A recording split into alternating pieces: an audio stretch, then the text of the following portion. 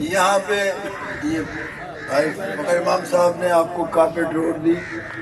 جو کبھی یہ بھی نہیں سوچ سکتے تھے کہ ادھر سولنگ آئے گی۔ یہاں پہ بجلی 12 گھنٹے نہیں آتی تھی، اگر آتی تھی تو لوگ بھاگ کے اپنی پہلے ٹینکی بھروانا چاہتے تھے کہ کہیں اس کے بعد جو پہلے چلا لیتا تھا بعد میں وہ نہیں چلتا۔ وولٹیج کی یہ حالت تھی کہ جب میں کتال پور آتا تھا تو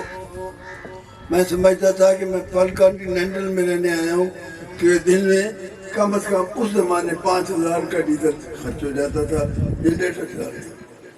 الحمدللہ آپ کو اب وہ پرابلمز نہیں ہے،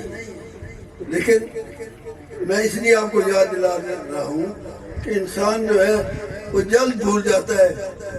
تکالیف جب محسوس بہت زیادہ ہوتی ہیں لیکن بھول جاتا ہے۔ پھر آپ لوگوں نے ہمارے ساتھ تعاون کیا، لیکن ایک بات میں آپ کو ضرور بتانا چاہتا ہوں کہ سب سے مشکل ایریا جو میرا تھا وہ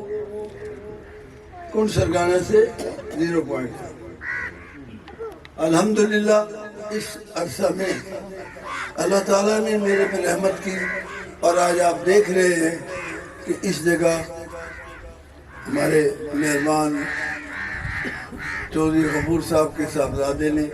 اتنا بڑا کٹ کیا ہے، اور آپ کے چہرے بتا رہے ہیں کہ آپ ہمارے سے مطمئن ہیں۔ سید تیری جت انشاءاللہ، سید تیری جت انشاءاللہ۔ میں اللہ کا شکر ادا کر کے اس بات پہ فخر کر سکتا ہوں، فخر نہیں اس کی تعریف کر سکتا ہوں کہ اس نے مجھے جو کچھ عطا کیا ڈیولپمنٹ کے صورت میں ایمانداری اور خلوص نیت کے ساتھ اور چیک کر کے میں نے وہ کام کروایا، تاکہ آئندہ روڈ بھی آپ کے پاس سے گزر رہا ہے، یہ ایسی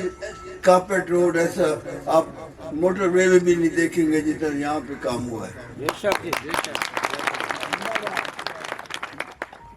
اور میں اس بات پہ میں نے کوالٹی بھی دیکھی ہے، یعنی اس کی